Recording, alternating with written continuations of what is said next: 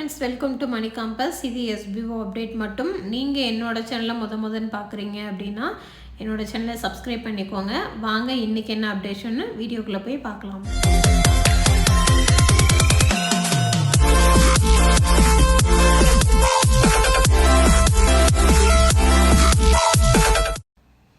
அதாவது 5 டேஸ்க்கு முன்னாடி பார்த்தீங்கன்னா நோட்டீஸ் போர்டில் சங்கர் சார் வந்து ஒரு டாஸ்க்கு கொடுத்துருந்தாங்க. இப்போ இருக்க எஸ்பிஓ மெம்பர்ஸ் எல்லாருக்குமே அதில் வந்துட்டு நம்ம எஸ்பிஓவில் இனிமேல் ட்ராவல் பண்ணுறதுக்கு நமக்கு விருப்பம் இருக்கா இல்லையா அப்படிங்கிறத வந்து தெரியப்படுத்தியிருந்தது சொன்னாங்க. அதுக்கு வந்து ஃப்ரைடே வரைக்குமே நம்ம எல்லாருக்குமே டைம் கொடுத்துருந்தாங்க. அது வந்து இன்னையோட முடிஞ்சிருச்சு.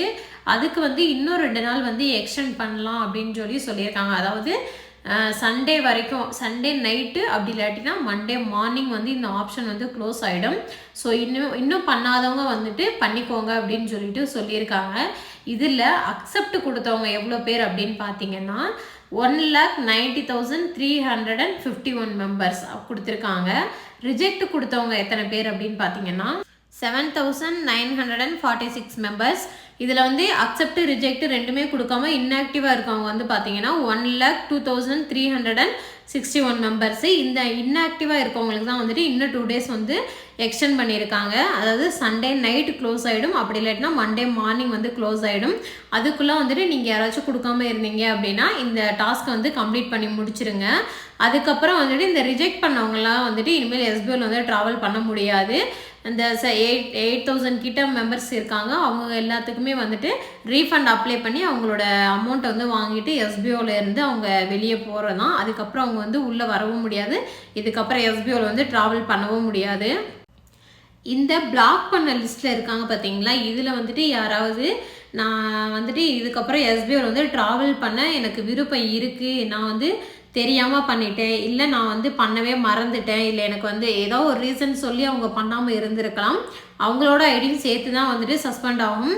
அவங்களில் வந்துட்டு யாராச்சும் எனக்கு வந்து எஸ்பிஓவில் பண்ண விருப்பம் தான் அப்படின்னு சொன்னாங்கன்னா அதுக்கான வாய்ப்பு எப்போ கிடைக்கும் அப்படின்னு பார்த்தீங்கன்னா, நம்ம எஸ்பிஓ வந்து ஓப்பன் ஆகி அதுக்கப்புறம் தான் அவங்க வந்து ரெக்வஸ்ட் கொடுப்பாங்க இல்லைங்களா. இதுக்கு எனக்கு வந்து ட்ராவல் பண்ண விருப்பம் இருக்குன்னு அவங்க ரெக்வஸ்ட் கொடுத்ததுல இருந்து எஸ்பிஓ ஸ்டார்ட் பண்ணி ஒரு 3 மந்த் வரைக்குமே அவங்களோட ஒர்க் பண்ண முடியாது. அதுக்கப்புறம் தான் அவங்களோட ஐடி வந்து ஆக்டிவேட் பண்ணி கொடுப்பாங்க.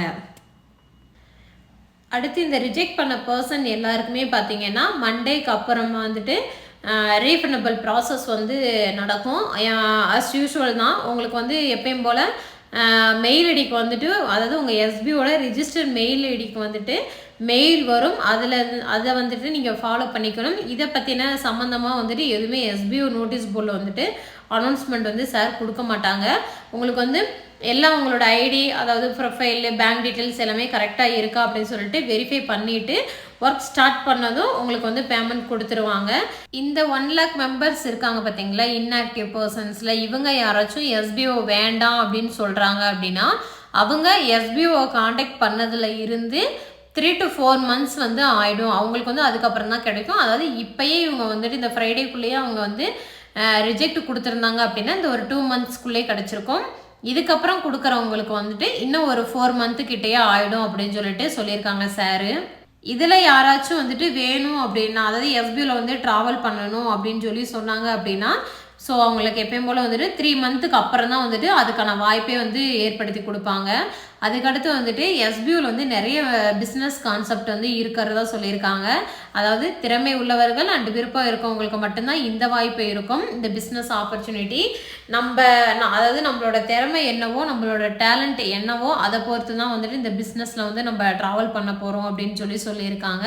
இது வந்து எல்லாருக்குமே கிடையாது, யாருக்கு விருப்பம் இருக்கோ அதை வந்து அவங்க பண்ணலாம். இந்த ஆப்பர்ச்சுனிட்டி வந்து பார்த்தீங்கன்னா எஸ்பிஓ இல்லை அப்படின்னாலுமே இந்த பிஸ்னஸில் வந்து நம்ம தான் ஓனர். ஸோ எஸ்பிஓவே இல்லை அப்படின்னாலும் இந்த பிஸ்னஸில் இருந்து நமக்கு வந்து இன்கம் வரும் அப்படின்னு சொல்லியிருக்காங்க. அடுத்து இந்த 2 lakhs பீப்புளுக்கு மட்டும்தான் வந்துட்டு இந்த க்ளவுட் ஸ்டோரேஜ் ஆஃபர் வந்து கொடுத்துருக்காங்க. அது ஏற்கனவே வந்து சார் சொல்லியிருந்தாங்க. இப்போ வந்து இந்த அக்செப்ட் கொடுத்துருக்காங்க இல்லைங்களா, ஆக்டிவாக இருக்காங்களா அந்த பர்சன்ஸ்க்கு மட்டும்தான் இந்த க்ளவுட் ஸ்டோரேஜ் ஆப்ஷன்ஸ். அதில் தான் வந்துட்டு எல்லாருமே ஒர்க் பண்ண போகிறாங்க. அது ஒரு இன்கமாகவும் அவங்களுக்கு கிடைக்க போகுது. இனி வரும் எஸ்பிஓவில் வந்துட்டு பார்த்தீங்கன்னா வித்ட்ராவல் வந்து கரெக்டாக சொன்ன டைமுக்கு வந்துட்டு கரெக்டாக நாங்கள் வந்து கொடுத்துருவோம். அதுக்கான வேலைகளும் போயிட்டுருக்கு அப்படின்னு சொல்லி சார் சொல்லியிருக்காங்க. ஸோ இதெல்லாம் தான் இன்றைக்கி ஆடியோவில் சொன்னது. நெக்ஸ்ட் வீடியோவில் பார்க்கலாம்.